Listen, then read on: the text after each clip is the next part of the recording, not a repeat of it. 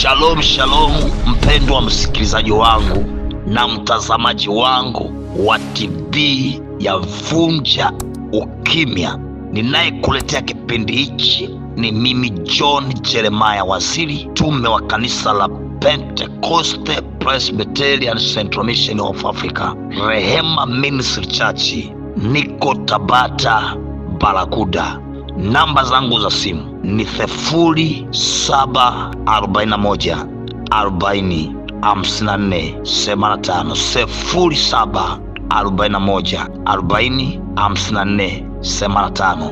Lakini kabla ya kukuletea ujumbe huu, nina mambo mawili kama matangazo. Tangazo la kwanza, TV hii ni TV kubwa na inahitaji ifike duniani kote, mataifa mbalimbali, lakini ili ifike inahitaji wewe msikilizaji, wewe mtazamaji. Hakikisha unaposikiliza ujumbe huu like, subscribe, comment na kushare wengine iwafikie hizi habari. Tangazo la pili, tutakuwa na kongamano kubwa litafanyika hapa Tanzania, na hili kongamano ni la East Africa Vunja Ukimya. Tutalifanyia kwa Boniface Mwaitege tarehe 13 mwezi wa pili 2026 hadi tarehe 15 mwezi wa pili 2026. Hakikisha kuwatangazia wewe Mtanzania wenzako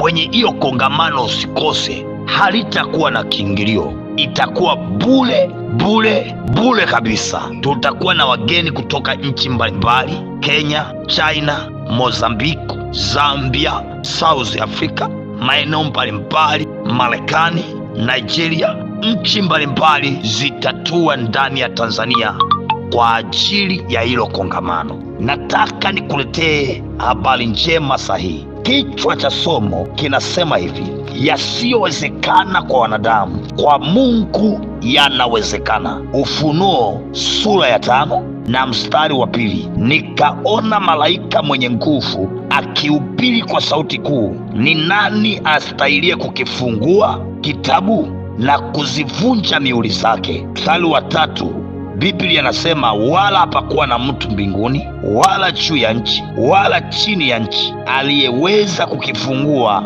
hicho kitabu wala kukitazama. Nami nikalia sana, kwa kuwa hapakuonekana mtu astahiliye kukifungua hicho kitabu wala kukitazama. Na mmojawapo wa wale wazee akaniambia, usilie, tazama, simba aliye wa kabila la Yuda, shina la Daudi, yeye ameshinda apate kukifungua kile kitabu na zile muhuri zake 7. Nikaona katikati ya kile kiti cha enzi na wale wenye uhai 4, na katikati ya wale wazee, mwana kondoo amesimama. Alikuwa kana kwamba amechinjwa, mwenye pembe 7 na macho 7, ambazo ni roho 7 za Mungu zilizotumwa katika dunia yote. Akaja akakitoa kile kitabu katika mkono wa kuume wake yeye aliyeketi juu ya kile kiti cha enzi. Haleluya!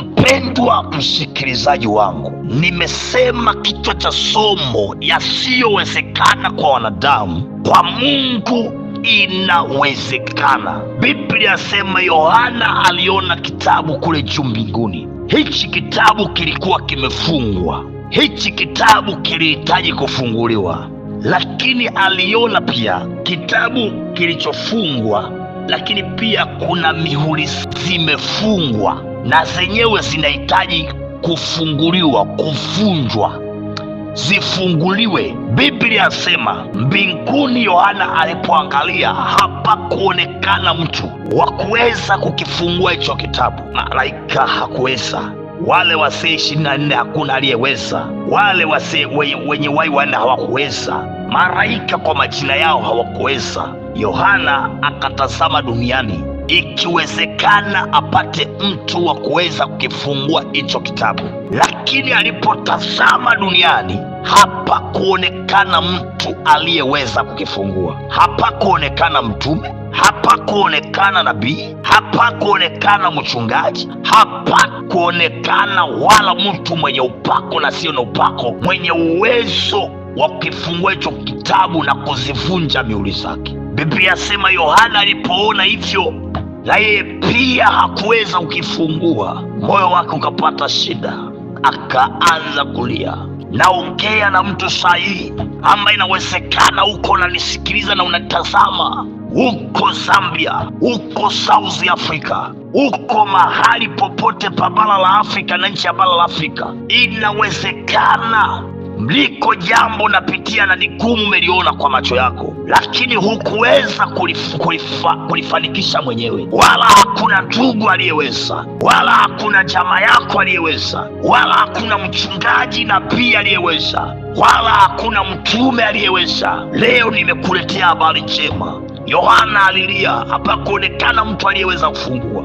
Alipoanza kulia, Biblia yasema pakatokea mzee mmoja akamwendea Yohana akamwambia, Yohana, usilie kwa sababu yuko simba aliye wa kabila la Yuda. Yeye ameshinda na uwezo wa kufungua hicho kitabu na kuzivunja mihuri zake. Yohana aliposikia hivyo, moyo wake ukafarijika. Ninakutia moyo wewe mama, nakutia moyo wewe dada, nakutia moyo wewe binti uliyekata tamaa usiku wa leo. Liko tumaini. Inawezekana umekata tamaa tangu mchana. Liko tumaini. Yohana hajaona watu waliyeweza kukifungua hicho kitabu wala kukitazama na kuzivunja mihuri zake. Inawezekana uko na jambo napitia ni gumu, na wewe umelikatia tamaa na huna uwezo nalo, na wala ndugu zako hawana uwezo nalo, na hata kulitazama tatizo lako hawana uwezo nalo. Yuko simba aliye wa kabila la Yuda. Yeye ana uwezo huo wa kuweza kusaidia hapo ulipo na utoke kwenye hiyo changamoto iliyo nzito. Jambo kubwa, amini Mungu. Wacha kuangalia duniani, wacha kuangalia watu uliowategemea, wacha kuangalia babu zako, wacha kuangalia bibi zako, wacha kuangalia watu uliowaona kwamba hawa wanaweza kukusaidia. Yohana aliangalia mbinguni, aliangalia duniani, hapa kuonekana mtu. Ashukuriwe Bwana. Akatokea mzee akamwambia Yohana, acha kulia. Nami nakwambia msikilizaji wangu, acha kulia. Nitakwenda kufanya maombi haya. Haya ni maombi yasiyo ya kawaida.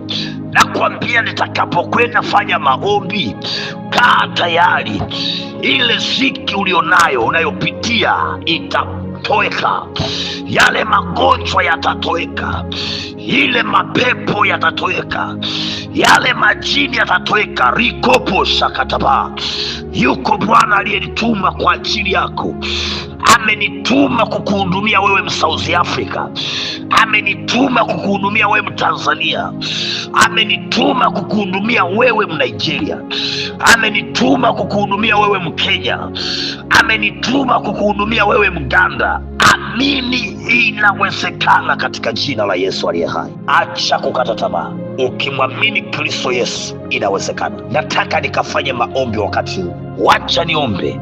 Uko hapo, inawezekana unanisikiliza. Wacha nikuombee. Baba, katika jina la Yesu Kristo wa Nazareti, wewe ni wa kwanza, ni wa mwisho. Nimewafundisha watoto wako habari ya kwamba lisilowezekana kwa wanadamu kwako yanawezekana. Yohana aliliangalia mbinguni aone kama kuna mtu mwenye uwezo wa kufungua kitabu na kuzivunja mihuri zake. Hakuona mtu, na hata aliyeweza kukatazama iko kitabu na kuzivunja mihuri zake. Lakini akatokea mzee akamwambia Yohana, usilie, kwa maana yuko simba wa kabila la Yuda mwenye uwezo wa kufungua hicho kitabu katika jina la Yesu. Baba, niko kama yule mzee aliyemwendea Yohana kumwambia asilie. Ninamwambia Mtanzania huyu aliyenisikiliza asilie, kwa sababu Bwana unakwenda kuponya mateso yake. Kwa jina la Yesu Kristo, pokea uzima kwenye hiyo mateso.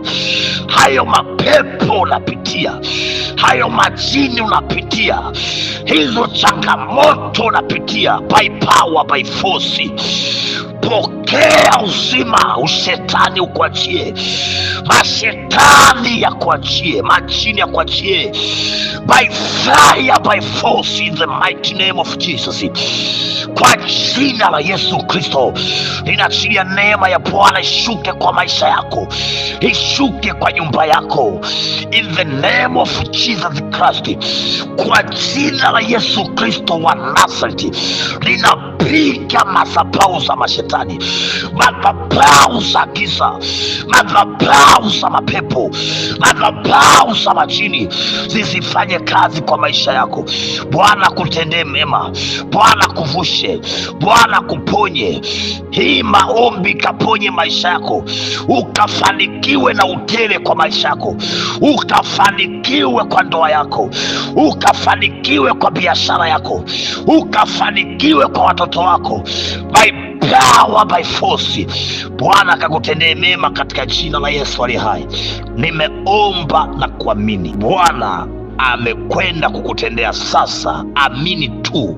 Ulikuwa mgonjwa wa kitanda, anza kuamka, anza kupiga hatua kwa imani. Ulikuwa kitandani, anza kuamka, anza kupiga hatua kwa imani. Utaanza kutembea katika jina la Yesu. Pokea uzima katika jina la Yesu aliye hai. Wewe uliye kipofu, anza kusimama, piga hatua kana kwamba umeponywa huo upofu wako. Wewe uliye mwenye HIV, anza kujipa imani. Kesho nenda kwa hospitali, nenda kapime, angalia HIV yako itakuwa imekauka. By power, by force, pokea uzima. Wewe ambaye mwenye kisonono, mwenye gonoria, mwenye kaswende, mwenye magonjwa makubwa, pokea uzima. By power, by force, uwe mzima sasa. Imeandikwa, mwamba wao si kama mwamba wetu. Niliye mhubiri ni mwamba, aliye simba wa kabila Yuda. Ameshinda mauti, akushindie na wewe, ashindie watoto wako, ashindie nyumba yako, by power, by force, katika jina la Yesu. Asante Yesu kwa sababu umekwenda kutenda na umekwenda kufanya, katika jina la Yesu aliye hai. Amen. Amen. God bless you. God bless you. Asante sana. Mungu akubariki sana. Amen. Namba yangu ya simu ni 0785 53 54 75. 0785 53 54 75. Hiyo napatikana wakati wote na muda wote, lakini nyingine ni ya Vodacom ni 0741 40 54 75. 0741 40 54 75.